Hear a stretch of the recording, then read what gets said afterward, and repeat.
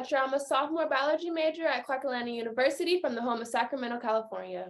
Hello, my name is Nathaniel Orlu. I am a junior music major from Detroit, Michigan, and I go to the lovely Morehouse College. Hi, my name is Elise Sampson. I'm a freshman political science major at the illustrious Spelman College, and I am from Smyrna, Delaware. Awesome. Right. Great to be here, guys. Nice to meet you. Courtney English, Senior Advisor to the Mayor and Chief Policy Officer for the City of Atlanta.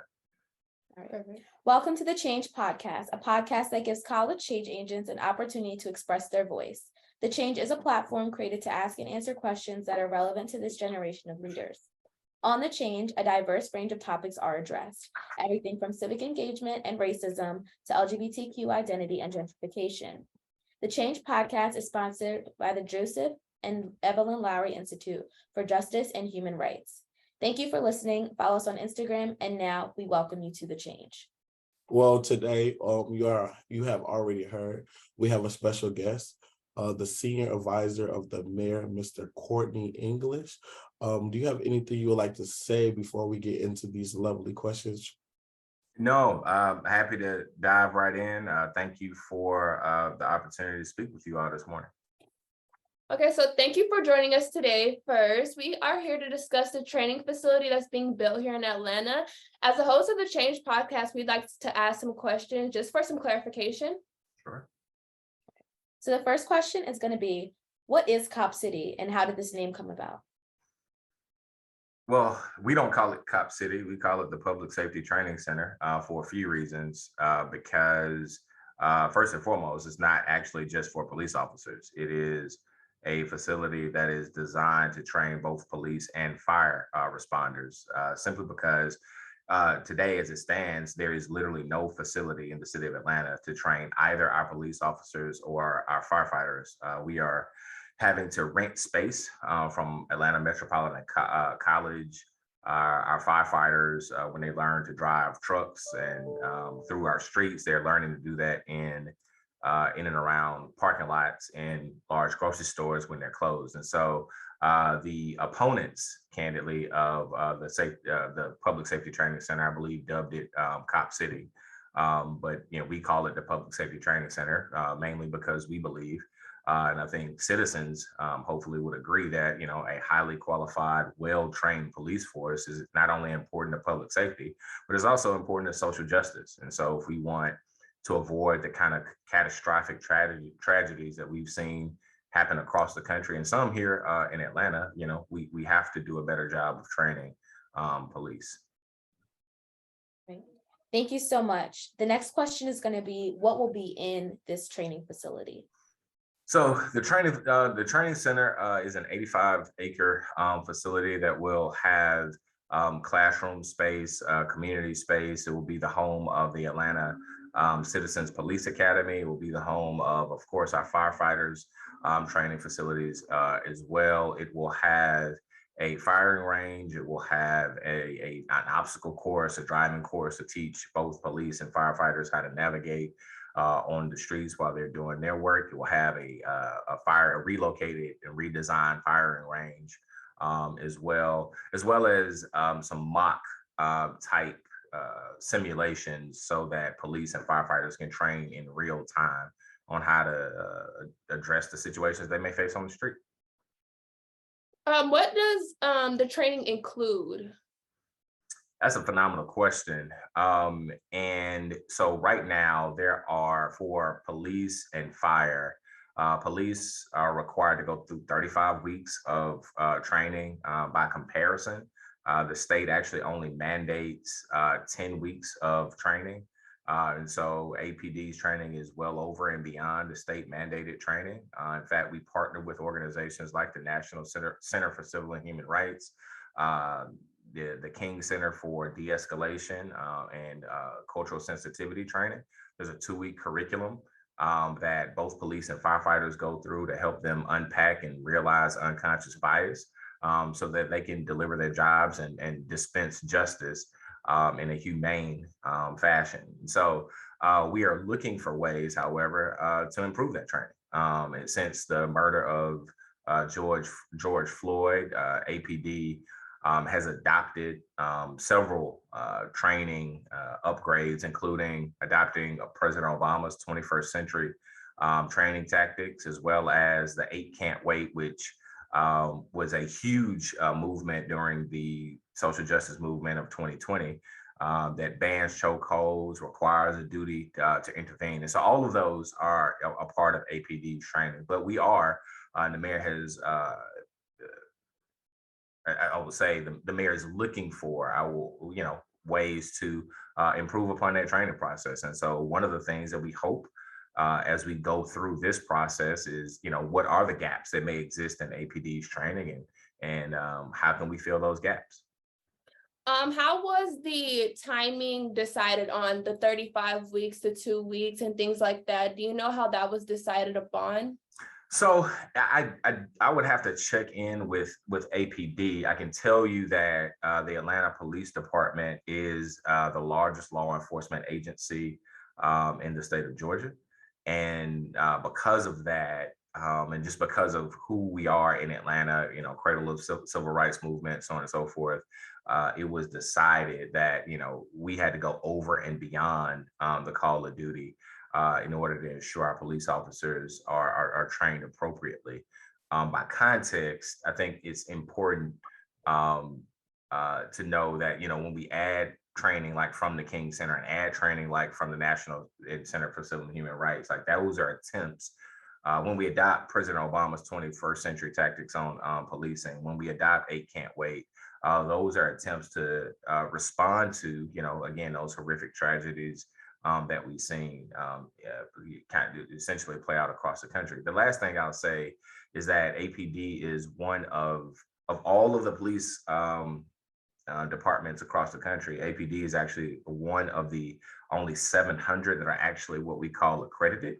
And so there are literally thousands of police departments and municipalities across the country, and there are only 700 of them that are accredited by the accrediting agency that does that for police. And so that just adds another layer of accountability to the process. So the last thing I'll say is that the current chief, Darren Shearbaum, actually led APD's transformation towards President Obama's 21st century tactics. And so that's one of the reasons I believe the mayor selected him to ultimately become the chief, because he comes at it from a mindset of social justice. And so I would check with APD to get that specific question answered in terms of how the 35 weeks were decided. I just know, the theory is that we need, the more and more we can train police, the more and more, they'll show up ready to do their jobs. So there are also a lot of concerns about the recent police brutality towards African-American men. So the question is there going to be something inputted to help the mentality of the police officers and to decrease the amount of police brutality that's happening to these African-American men? So I'll say a few things.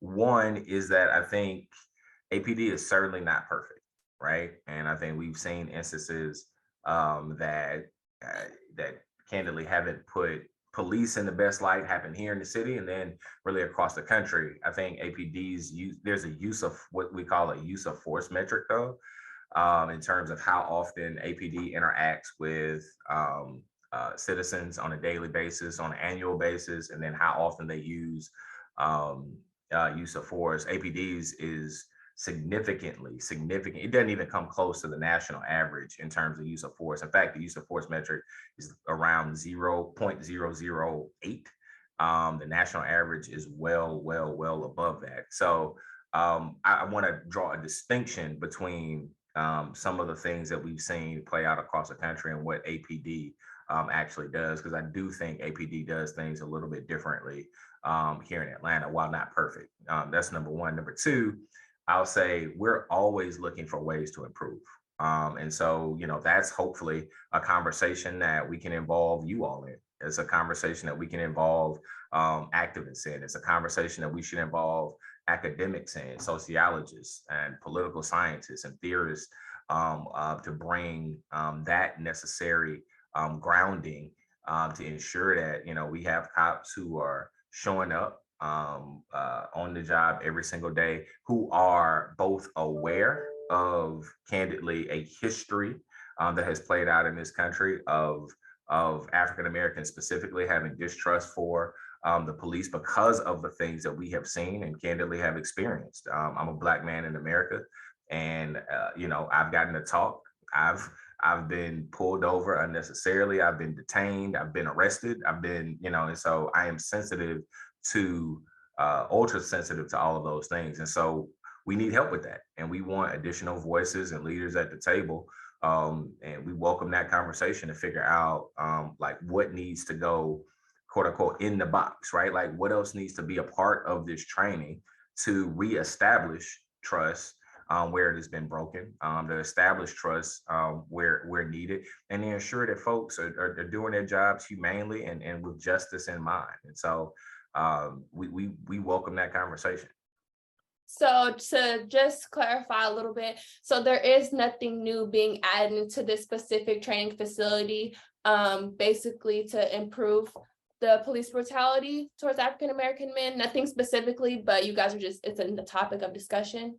Well, I think, the new part is that the training facility doesn't exist right now. There isn't one. And so in and of itself, so if you want a highly qualified trained police force, like you have to give them a place to actually be trained, right? And so the new thing is that we're building a thing where police officers can actually come get the training that we all, I think it sounds like, believe they should have. And so that's what's new about it currently. And then number two, I'll say, is that we welcome a conversation again around what else should APD be doing? What else? How are we thinking about the training that should occur? That's a conversation I think the mayor is willing to have. Before I get into my first question, I wanted to ask, you say you want to have a conversation with the people and have people volunteer or even be leaders.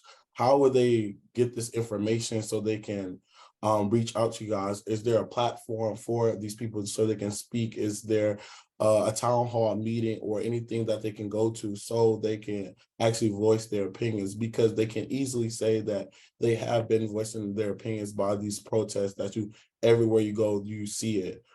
They say they use social media or different platforms to show their voice, but they're not being heard. So what do you have to say about that? So a few things. I think I'll say a number of things. I think first and foremost, as the mayor has said, I think we have not done the best job of explaining candidly what this is and why it's necessary to people. And so that's on our job to rectify that. The second thing I'll say is that there is in terms of where you can go to let a few places, right? So I'll start with just a regular city council meeting. The city council meets twice a month. And they meet on Mondays. I think it's the second and fourth Mondays every single month. And you can show up anytime to let that voice be heard. And then on the off Mondays, the first and third Mondays, they meet first and third, and then committee meetings are second and fourth. And then on those off Mondays are committee meetings. And so the public safety committee meets literally every other week. And so all of those meetings are open to the public. They all accept public comment. They're televised, they're recorded. You can pull every city council meeting up from the last number of years to watch those if need be. Thirdly, I'll say there has been an ongoing citizens advisory committee that has helped shape the design of the facility. They have made numerous improvements and suggestions that have been heeded by the city of Atlanta. That committee is made up of members of the community that immediately surrounds the public safety training facility. I believe there's a contingent from DeKalb County, a contingent from Atlanta, Georgia, representing 6 neighborhoods in total. These are the folks who will be most impacted by the creation of the committee, and they made numerous suggestions around how we can improve, and many of them have been heeded, including changing where we build the firing range, eliminating the bomb safety facility. They've changed the design. They've added a green space component on the actual site of the training facility. They've made the suggestion that the other 300 acres be preserved for green space, which that space will actually turn into Atlanta's largest park. That's a long-winded way of saying those avenues exist already. If we need to think about what needs to happen in the future, we're happy to do it. But know that this has not been done without significant community input. In fact, that group has been meeting once a month. Those meetings, again, are open to the public. I'll make sure that you all have the date, time, and ongoing schedule of those meetings, but they've been meeting for, I would say, certainly well over a year and a half on this specific project. So. Okay. So what are the long-term benefits of having this facility? And to even make the question more personal, what do you want it to have it to be a long-term benefit with this facility? I'll say a few things. Great question. One, I think a highly trained police force is important.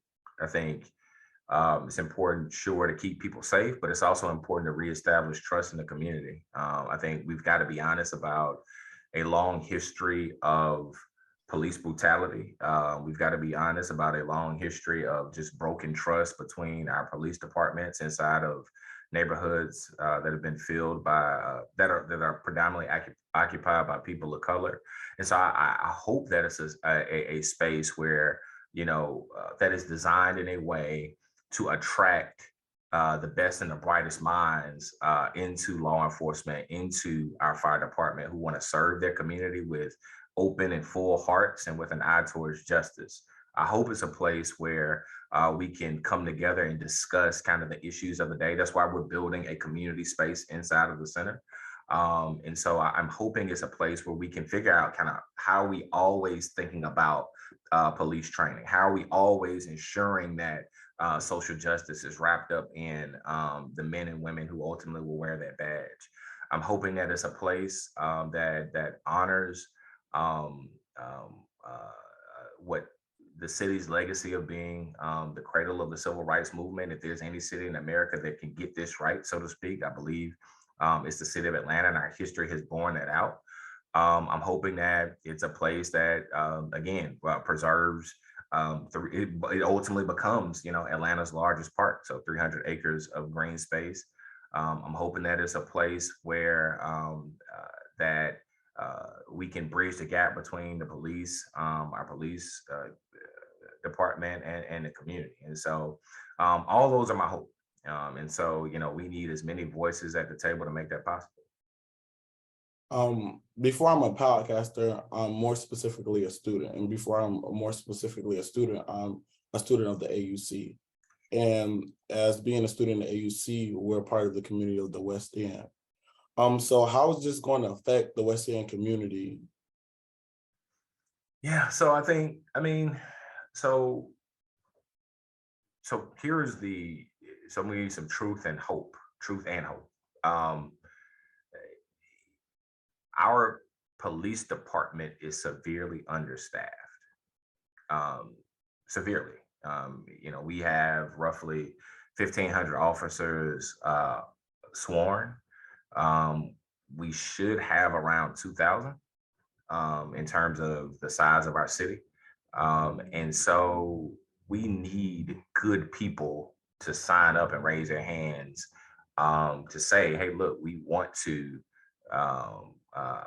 wear this badge. I flagged that because the AUC, unfortunately, is in the middle of one of the most impoverished neighborhoods in the city of Atlanta, impoverished areas in the city of Atlanta. I grew up I'm born and raised in Atlanta, born and raised in Oakland City, which is just on the other side of the West End. It's a 7-minute walk from Morehouse to my front door, where I was born and raised. And so I know that reality all too well.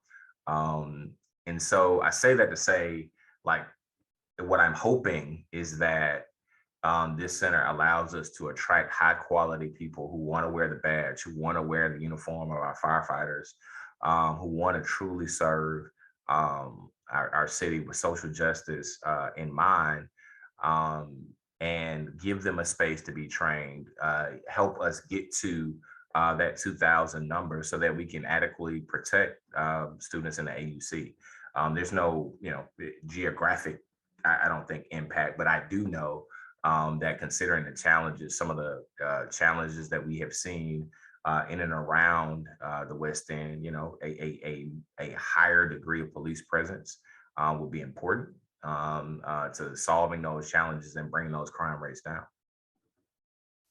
My last question before we start bringing up the AUC students questions, but a lot of people might not have a lot of information about Cop City or the training facility, but there has been speculations or even comments out there saying, like, is this going to be like a role of a military, or is the facility going to be like a military base and only there's certain people that can be allowed in or even trying to reach? So can you put a little bit more light on that so people can have a little bit more understanding? Yeah, no, I think so. Again, I think this is one of the areas where I think we've done not a good job of communicating. So every police training facility, so what I believe what they're referring to is those kind of mock villages where people train. Let me be clear. First and foremost, every police facility, training facility in the country has them, right? And what they're designed to do is to simulate real world catastrophes, candidly. And so think mass shooting, think violent insurrection. Even I hate to say that, but that's a reality of January 6th. Think the worst of the worst. Think hostage situations like we had two weeks ago here in Atlanta. Like most of those candidly get resolved in Atlanta without incident. They don't make the news. Only, unfortunately, the tragedies, like when the police do their job wrong, right? Those are the instances that make the news. And so, we had a hostage situation 2 weeks ago in Atlanta that SWAT teams were deployed, and the situation was resolved without incident. And I flagged that because, God forbid, when my aunt needs to call 911, right, because something is going on wrong in her neighborhood, who still lives in Oakland City, by the way. I would hope that the people who show up on the other end are well trained, right? I would hope that they are able to adjudicate that issue with speed, with a degree of urgency, and with a degree of compassion. And so those villages, those mock villages, are designed to do just that. The only way, it's like anything in life, the only way you get good at a thing is if you practice it over and over and over and over and over again. If you think about a baseball player and a baseball swing, the best baseball players in the world are going to have the same swing over and over again. The best tennis players are going to have the same swing over and over again. The best golf players are going to have the same swing over and over again. What they're building is what's called muscle memory. And so ideally, those villages, those are designed to simulate kind of the most catastrophic instances where police are going to have to show up and be prepared to use force. The question we have to ask ourselves is, when they show up prepared to use force, do we want them to know how to do that? Or do we want them, kind of fumbling over themselves because they haven't practiced it? And so I think, unfortunately, if you look at Uvalde, where you had a large scale police presence inside of a mass shooting school, those folks weren't trained and weren't prepared to deal with that particular incident. And so the second thing I'll say is the way APD does their training, those villages are actually designed to detect unconscious bias, right? And so the only way that I know that this officer is, there are two ways I can know, right? I can know that this officer has unconscious bias when they show up on the street and they do something wrong and they pull you over, or and they jack you up out of your car for no reason, or because that unconscious bias exists. Or I can actually watch them go through these simulated training exercises. And over time, the more and more I watch them, what it allows you to do with the right eyes on that training is surface unconscious bias. And so there are a ton of folks who actually don't make it through our police academy because of that reason, right? We had a live exercise God forbid, knock on wood, that ever something that, we have to deploy these tactics. But there was a live simulation last week in Lenox Mall. So they had to take over the mall when it was closed, because again, there was no place to do this kind of training. And what they were training for is somebody running into the mall. It was a live shooting exercise. So God forbid, when that happens, I think we all agree that, if we're the folks in that mall, we want to be able to call 911 and have 911 show up in a timely fashion and be able to deal with that threat, but deal with it in a way that is, again, humane and compassionate, but also protects life. And so that's what those villages are designed to do. That's why they exist. They're not designed to train folks for urban warfare against the citizens. They are designed, candidly, to combat evil. And unfortunately, evil exists in the world. I wish it didn't, but it does. And I believe that we have to have a well-qualified, trained police force to deal with that evil. Then the last thing I'll say, and I'll be quiet on this front, is that we've seen again, kind of these instances play out across the country. And I think the more and more, again, we can have citizen eyes involved in the process, involved in what goes in the training process, the better off we'll all be. And so hopefully, again, the community space exists. We'll have community eyes involved in that process, but that's what it's designed for. I have a question. So you said for your personal long-term benefits, you want the police and firefighter people to have a connection with the community in the end, a better connection. How do you see that happening with the separated and isolated training facility for 35 weeks straight? If they're gone for 35 weeks straight, how's that going to connect them to the community? So I think, well, that's hence the community space. I think, we've got to invite people to that space to occupy it. I think we've got to involve voices in the training process in and of itself. I think there are ways to create, again, so the King Center training and the National Center for Civil and Human Rights training, they actually take place at the National Center for Civil and Human Rights. They don't take place at the temporary training facility in and of itself. And so I think activities like that are incredibly important. I think we've got to do a better job of creating an atmosphere of what's called community policing. And that's when folks are walking the beat, so to speak, and building relationships within the community. The thing about community policing, though, is that you actually need more police to do it, because you need people to get out of their cars and actually build those relationships. You need people ingrained in the community. You need folks sitting on porches and talking to people every single day, and not just showing up reacting to crime. Those things are important, but you have to have a well-trained and well-staffed police force to be able to do that. Otherwise, folks are in their cars reacting to crime. And so I believe in order to get to more community policing, you've got to have enough staff in order to deploy those folks. So I think that's an important part of it as well. So what are you guys going to do to encourage people to join the police force? If that's how you feel is the reason we're disconnected from the community, how are you guys going to encourage young people to join the police force? So I think a part of it is conversations like this. I think I think our fire chief is a Morehouse grad. The head of our major crimes unit is a Morehouse grad. Is a captain of Captain Ralph Wolfoff's class of 2008 from Morehouse. And so I think the more conversations we can have with students, particularly students of color, ideally those from AUC and around, like if you care about, for those who care about a lens of social justice, for those who care about protecting their community, there are a million and one ways to do that. But, I would encourage folks to look at, like, you can change systems from the inside. And so for those people who care about it, hey, show up, raise your hand. Like, there are ways to run for office. There are ways to get involved in local government. There are ways to literally, show up and say, hey, look, I want to wear the badge, or I want to wear the uniform of our firefighters. And so part of it is conversations like this.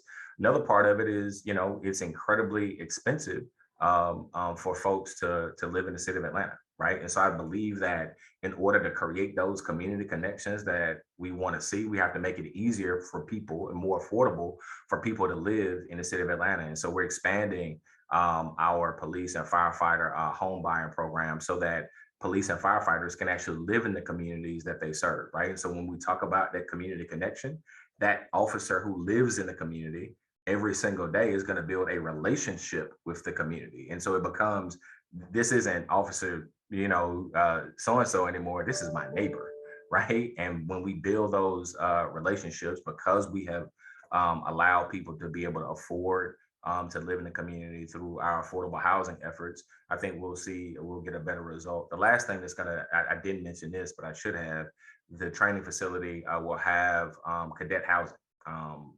And so one of the things that is often lacking in any police training cycle is, police come and they're unfortunately, they're either couch hopping, they have to find highly expensive temporary housing, or some of them sleep in cars, so on and so forth. And so we're building low-cost housing on the site where, while people are going through the police training process, they can actually live. And so it's called Unity Place. One of them already exists today.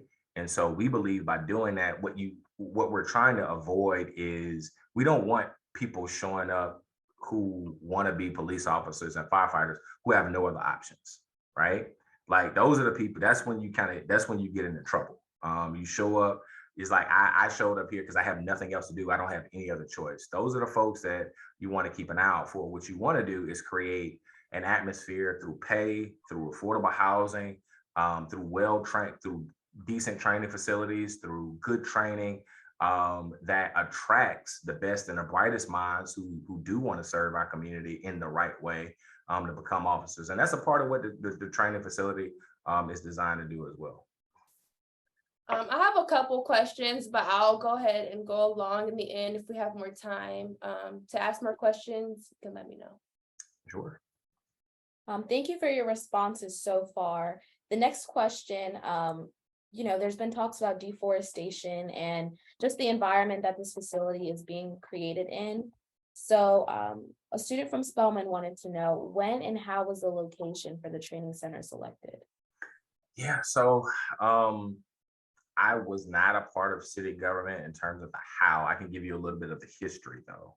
So the mayor took office last January. And so this was voted on, and the mayor took office January 2022. This was voted on in 2021. And so he was on city council. I'll give you the history. This site is actually the current site. The site is being built for the training facility is actually the former site of the police academy, actually. And so Maynard Jackson, another Morehouse grad in 1974, opened the police academy in the city of Atlanta on the exact same site. And so that later became, they shut down the academy there, relocated facilities. It became a prison farm. I believe that facility ended in the mid 80s, maybe early 90s. And so essentially we're building over the existing police academy. Or the existing police farm. And so it's where it is where it has been traditionally the site of the police academy. And so I believe that factored into the decision to essentially bring it back. As it relates to the deforestation, I guess, point that was raised, South River Forest is 3,500 acres. It's 3,500 acres. All right, let's start there. The city of Atlanta's portion of South River Forest is 380 some odd acres. The police facility is being built on, the police and the public safety training facility is being built on 85 of those acres over the former site of the training facility. And so this isn't a situation where we're cutting down old growth trees. This is a situation where they're building over overbrush, and in an area that, again, if you go out there today, is rubble because it was the site, again, of the old training facility. And so it's essentially the thought was put it where it was. That's the easiest way I can explain it. Yeah, I'll stop there. A Clark Atlanta student asks, why did you guys decide to build this training facility over an overpopulated area? An overpopulated area? Yeah, or a very populated area. Well, I wouldn't say that the Key Road site is actually very populated. It is there are communities that are around it that sprung up around the training site. And so essentially what happened is that again, the site, a community sprung up around it, right? It wasn't the case where um, they put the community or they put the police academy. There was nothing out there. And if you ride down Moreland Avenue, it's mostly industrial in the area. There now, I want to be clear. There's absolutely people living kind of in the vicinity now, but that's because they chose to move to the area. Some of whom who acknowledge that, hey, look, there's going to be. It's always been the site of APD's bomb technicians. It's always been the site of the SWAT operations center. It's always been the site of the police training firing range. Those things have always existed there. And so essentially the thought was, hey, build it where it has always been, because the people who live there now are used to that. And so that's one. The second thing I'll say is that again, the communities around it have had input into the design of the facility. And so they've relocated the training facility, the police firing range, and they've added buffers in place to minimize, so noise will actually go down from the training site as opposed to up. They're actually going to get a better experience now because they're moving it further into some parts of that green space as opposed to where it exists right now. And so if you drive the Key Road right now, you're going to run into the SWAT facility. You're going to run into the bomb testing site. You're going to run into the firing range. That's there today. And so this is actually a redesign in part to be more sensitive to the community that sprung up around it. This question is from a student at Morehouse. What is the city doing to reduce environmental dealing with the area? Is there a reason that the facility was not put in a different neighborhood? Sure. So I think I've spoken to that a few. I think both of those previous questions. So I'll try to hit on some points that I haven't touched. And so again, the facility was designed and then ultimately redesigned with community input from the people who are going to be most impacted, the people who are immediately surrounding the community. Number one. Number two, the site will have what's called double erosion control to ensure that the waterways in and around the South River aren't contaminated in any way, shape, form, or fashion.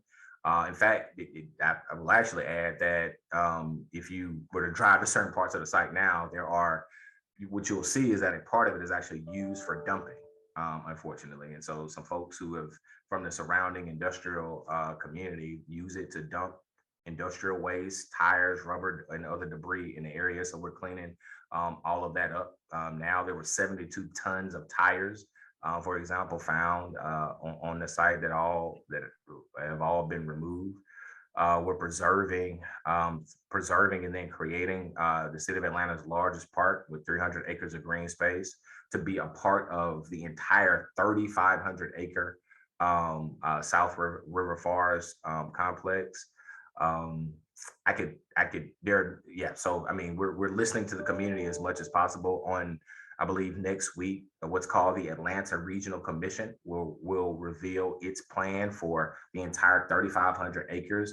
They've gone through almost a 2 decades long process of figuring out what the entirety of that green space should look like, and we have input on it. And so, for the extent that we can impact or influence what happens on our 300 additional acres, ideally it'd be in accordance with that plan. And this is a project that was led by, again, the Atlanta Regional Commission, the Nature Conservancy, and a few other environmental groups who have played a significant role in the design of not just this project, but again, the surrounding areas. And so we look forward to taking those recommendations and acting on them.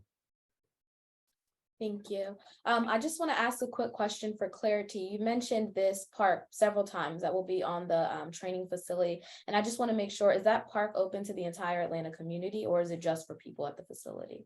It'll be open to the Atlanta community. Thank you.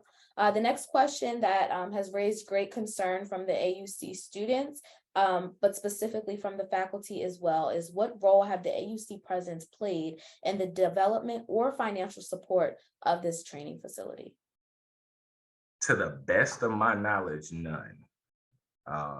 To the best of my knowledge, I'm not aware of any role that they have played. Again, I can verify that, but to the best of my knowledge, none. I think the mayor and the president of Morehouse, Dr. Thomas, have had recent conversations as a result of the activism that we've seen on the campus of Morehouse, but that was in the last 2 weeks. So how do you respond to the allegations by DeKalb County Commissioner that claim that the building of the facility violates the Clean Water Act?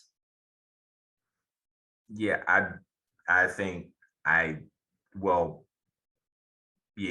have not seen that comment. So I'm hesitant to opine. What I can say is that that one opinion isn't consistent with what we have heard. I mean, we go through DeKalb County controls the permitting process. So let's be clear, because the facility actually, there's a part of Atlanta that sits in DeKalb. And so in order to get approval to build it, we had to go through a DeKalb County permitting process. And I can't imagine that it's odd to me that a DeKalb County commissioner, either their process, if that is true, that means the DeKalb County's process is flawed. Does that make sense? Like, it's their process. So I would encourage that commissioner to actually examine his process and figure out kind of how that's possible, that a project can go through their permitting process and violate federal law. That candidly doesn't make sense to me. And I would encourage that commissioner to evaluate their own process, because it's theirs, right? And so whatever boxes that had to be checked in order to get the building permit were checked, and the land disturbance permit was signed off on, and it had to go through county approval to do it. So that's an odd statement from a DeKalb County commissioner.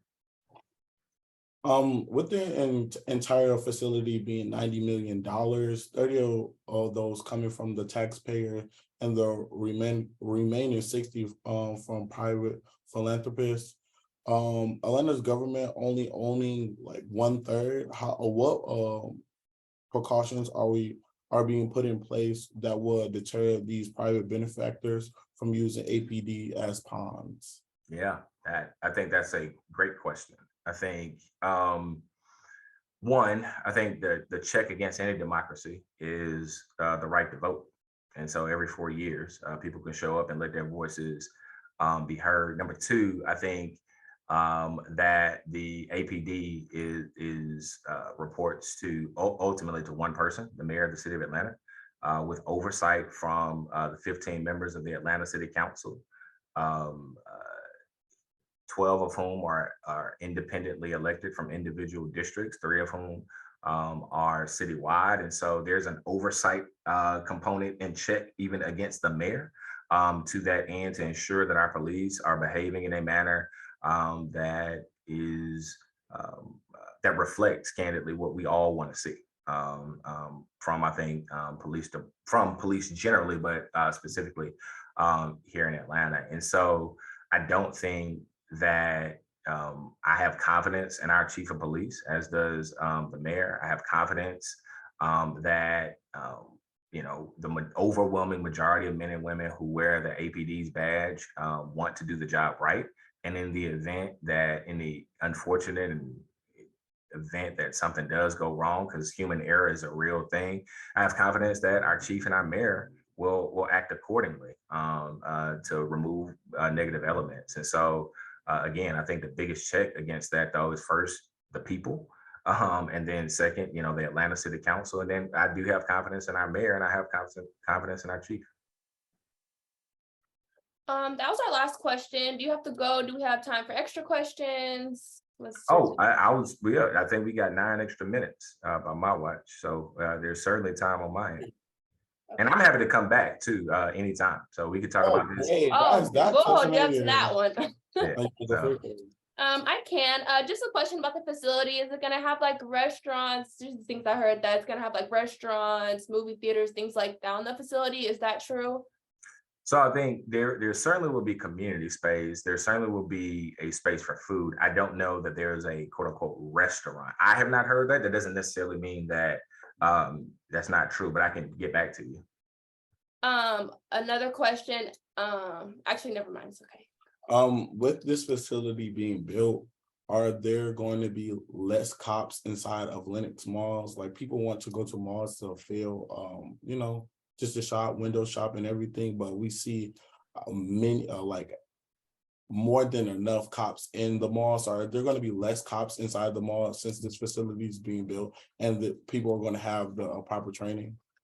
Yeah, so I think there is a plan in place to, one, secure the site and also maintain adequate levels of policing throughout the city of Atlanta. And so I think, what we have seen is a decrease in violent crime inside of Lenox Mall. If y'all remember, I know y'all are, we got freshmen and sophomore and junior. Okay, there was a time like where Lenox Mall it got pretty rough. And so we actually haven't experienced any instances of violent crime over the past year and none to date this year. And so I feel like, we're in a good position to keep folks who visit that mall safe in a way that, that doesn't have an overbearing police presence. And so that's one of the mayor's goals. And I think we're well on our way to getting there.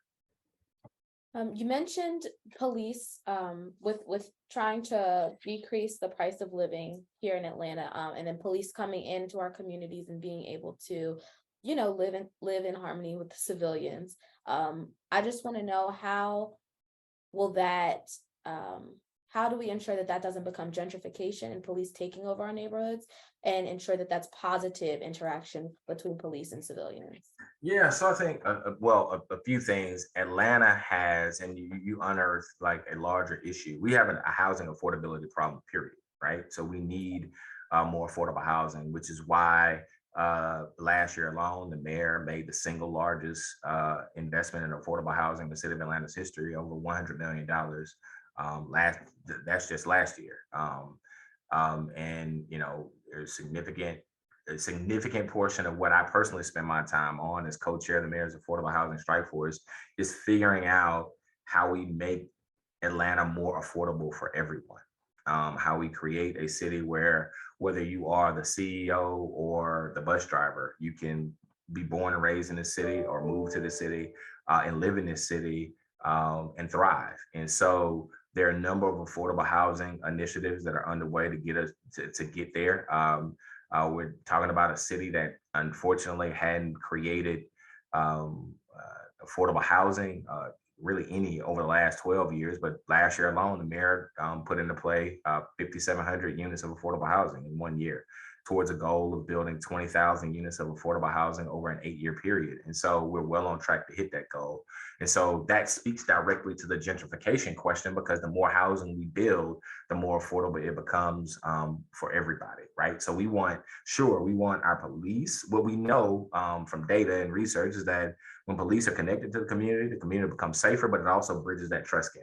But I also want to build communities where teachers can live, and bus drivers and the school principal and the school teacher can live in the same community, because what we also know is that mixed income communities are just better from a public safety standpoint. They're better from an economic standpoint, and they create, again, what Dr. King called a beloved community. And so there are a number of issues. Like, we can do a whole another hour-long show on what we're doing around affordability and to combat gentrification in and of itself. So I welcome that conversation, but I want to get to, if there are extra questions, I want to try to answer those too. Thank you so much. That answers my question. People will say that because of this facility being built, then it will be kind of contradicting that it will cause an inflation with housing and everything else. So what do you have to say about that? Because by building a facility that takes so much to put in, it might be taking resources or things that places will also need. To even, like, for us personally, what me hearing that this facility is being built and not being from Atlanta, I'm thinking that the first thing I would need is probably a Walmart that's probably to be built, or other places that need like communities, centers just to help out with like playing basketball or somewhere to be safe. Like just from an outside looking in, it didn't look too good for me. So I'm just trying to get a better understanding. Yeah, no, that's a fair point. I'm gonna say a few things. Number one, it's part of the reason why only $30 million. It's part of the reason why you try to raise philanthropic dollars to help offset the cost. Even then, though, a $30 million from the city, $15 million of that is actually going to be going towards rebuilding our 911 call center. For folks who have lived in Atlanta for some time, or if you've had to call the police, God forbid, our call times are too high. And so we had to rebuild our infrastructure. So $15 million of the $30 million investment will be going specifically to rebuild 911's infrastructure to be able to answer and respond to calls with speed. To your larger point, though, this is not, building the training center is not mutually exclusive from investing in the community. I mentioned $100 million towards affordable housing in 1 year. There's a $750 million infrastructure bond that was passed last year that was designed to repair our roads, fix our sidewalks, create bike lanes, safe routes to school, repair aging city facilities, repair those community centers that you mentioned, rebuild our green infrastructure in terms of our parks, deal with heat deserts so that folks in Black communities don't have to suffer from those negative effects as well. That's a $750 million investment that the voters of the city, led by our mayor, passed last year. $20 million for the city's first ever investment in early childhood education that the mayor announced. $1 million that are going towards small nonprofit organizations who serve kids on a daily basis. This year, the mayor has proclaimed as Year of the Youth, the goals of which are to ensure that we remove barriers that stand in the way of our young people learning. So barriers of healthcare, barriers of food. So we're partnering with Gutter to ensure that anybody who wants food in Atlanta has access to it. Barriers of affordable housing. I mentioned that $100 million investment before, and that is literally just the tip of the iceberg of our affordable housing efforts. In a week, you're going to hear a pretty sizable announcement. I'd love to come back on and talk about it, about what the mayor is about to do for our seniors in our community to help them combat gentrification.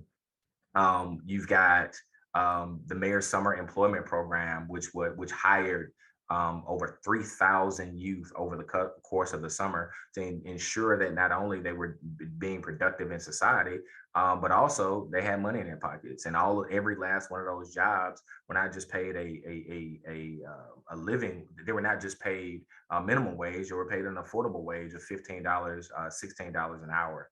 At times, I could go on, but I assure you, our investments, PAD, for example, police alternative diversions, which we haven't talked about, is an entity that is designed to provide an alternative response to the police showing up. The mayor doubled their budget last year alone. There's $3 million for a community diversion center, actually, that will convert the city's jail into a community center designed to provide folks with the kind of wraparound resources that I think help mitigate the negative effects of poverty. And so when we begin to, kind of do the tally, if you will, of kind of where the mayor's investments are, really what you see, I think, a mayor in the city who are perhaps for the first time in a long time dedicated to addressing the root causes of crime, being poverty, in my opinion, more so than we've seen in recent memory in the city of Atlanta. And so it's not an either or, right? Like we do need evil exists. And so we do need a high quality, well-trained police force with an eye towards social justice. But we also need to make those other investments. And I think we've got a pretty strong case to make that we are doing just that. I have one last question for myself. So as we know, homeless people and homelessness is a big problem in Atlanta. We're spending $9 million on a police facility. What are we doing about the homelessness? Well, so we're spending $30 million from taxpayer money on a police training facility. And almost to the point I was just making, we spent $26 million on homelessness last year, right? And so those investments are going to continue. And so like we can, it's perfectly fine to raise that. But the point I'm making is that, $26 million towards homelessness to help one, build relationships with the homeless and get them in spaces to be rehoused. The mayor just purchased another hotel room to provide another hotel actually to be able to provide temporary housing for homeless folks to be able to move them towards permanent housing. The mayor launched Operation Lift 2.0, which is a multi-million-dollar effort designed to continue to decrease our homelessness levels in the city. But there are ongoing efforts to that effect. We're exploring building essentially a permanent, if you will, homeless encampment that will allow us to provide homeless folks with food, with social services, with healthcare in one single space. And so those are announcements that are forthcoming. But I want to be really, really clear, because part of what I've heard in this conversation and in previous conversations with people, students, and so on and so forth, is there this belief that because we're spending $30 million in taxpayer dollars, we can't do other things, and it's just not true, right? And so literally last year alone, $26 million from the city's budget went towards homelessness. And so when we begin to compare those investments of a $30 million